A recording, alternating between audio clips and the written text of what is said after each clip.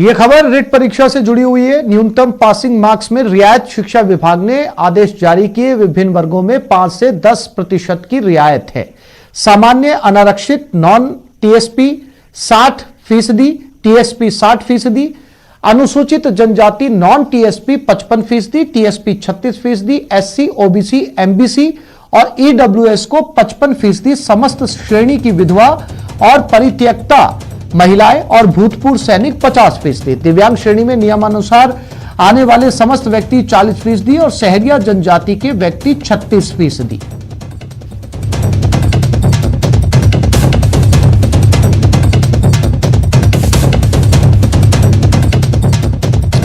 और इसी खबर पर ज्यादा जानकारी के लिए बात करते हैं हमारे संवाददाता महेश धादीज के साथ। महेश, सभी जो कास्ट वर्ग था उसके अकॉर्डिंग जो है वो रियायत जारी कर दी गई है और प्रतिशत भी बता दिया गया है कि किस किस के हिस्से में कितना प्रतिशत आया है। देखिए, बिल्कुल रीट शिक्षक भर्ती परीक्षा जो होने वाली है उसके लिए ये वाकई में बड़ी खबर है, क्योंकि 11 लाख अभ्यर्थी इस वक्त जो है इस परीक्षा की तैयारी कर रहे हैं। और लंबे समय से ये भी मांग चली आ रही थी कि जो जिस तरह से एनसीटी के दिशा निर्देशों में भी ये बात शामिल है कि वर्गवार जो रियायत है वो दी जा रही है, और इसे कोर्ट में भी चैलेंज किया गया था। तो ऐसे में इसके बाद में सरकार ने इसमें रियायत देने का जो प्रावधान है वो कर दिया, और इसके संबंध में प्रारंभिक शिक्षा योजना विभाग जो है उसकी तरफ से यहाँ आदेश भी जारी हो गया है। इसमें साफ तौर पर कहा गया है कि जो सामान्य अनारक्षित वर्ग है उसके लिए नॉन टीएसपी में 60 और टीएसपी में भी 60% रहेगा। जो एसटी वर्ग है उसके लिए 55 और टीएसपी में 36% अंकों का प्रावधान किया गया है। और न्यूनतम उत्तीर्णांक प्रतिशत जो है वो एससी, ओबीसी, एमबीसी, ईडब्ल्यूएस इन वर्गों के लिए 55% रखा गया है।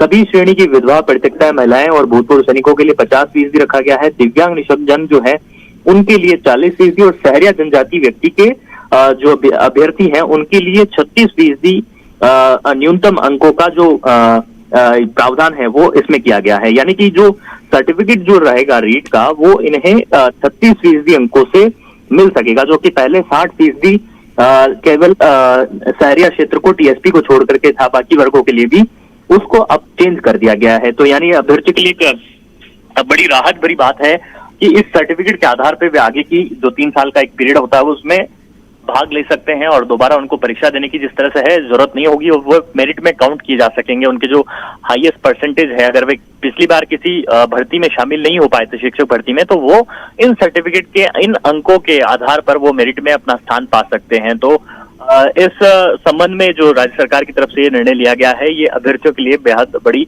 राहत लेकर के आया है, और जो अभ्यर्थी हैं इसे लेकर के मांग भी कर रहे थे। और इसी के साथ में शिक्षा मंत्री गोविंद सिंह डोटासरा ने ये साफ कहा है कि जो जिस तरह से विज्ञापन और इस भर्ती की विज्ञप्ति जारी होने का इंतजार जो बेरोजगारों में बना हुआ है वो जल्द जारी की जाएगी, और उस परीक्षा तिथि का भी जो ऐलान है वो जल्द कर दिया जाएगा। क्योंकि पहले नवंबर में ये परीक्षा प्रस्तावित रखी गई थी, सितंबर माह में भी प्रस्तावित रखी गई थी, लेकिन किन्हीं कारणों की वजह से और कोविड की वजह से इस परीक्षा का आयोजन नहीं हो सका था समय पे। लेकिन अब उम्मीद की जा रही है कि जनवरी या फरवरी में जो ये परीक्षा है उसकी विज्ञप्ति आ जाएगी, और उससे पहले विज्ञप्ति आ जाएगी और परीक्षा तिथि जो है वो जल्द से जल्द जारी कर दी जाएगी। बिल्कुल महेश, ये एमपीएम में जो रियायत दी गई है और जो कोटा तय किया गया उसके मुताबिक अगर पासिंग मार्क्स स्टूडेंट्स लेके आते हैं रिट के अंदर, लाभ भी निश्चित तौर पर उन्हें मिलेगा। जी बिल्कुल, देखिए एमपीएम में जो प्रावधान किया गया है इसके मुताबिक यही है कि एक तरह का ये सर्टिफिकेट आप मान लीजिए, जैसे कि आगे की जो कोई शिक्षकों की भर्ती निकलती है 3rd ग्रेड में, वो उसके लिए ये सर्टिफिकेट काम आएगा। और उसमें जो भी मिनिमम आपने क्वालिफाई कर लिया है किसी अभ्यर्थी ने, वो जो है उसके आधार पे आगे की जो भर्ती परीक्षा रहेगी उसमें परीक्षा देने की उनको जरूरत नहीं होगी। केवल अपनी जो मेरिट जिसमें उन्होंने अपना जो अंक हासिल किया है उसके आधार पे वे मेरिट में शामिल हो जाएंगे, और उसके आधार पर उनका सिलेक्शन भी हो सकेगा। तो ये रीट सर्टिफिकेट की जो वैलिडिटी और उसका जो मान्यता है वो ये। जी महेश, तमाम जानकारी के लिए आपका धन्यवाद।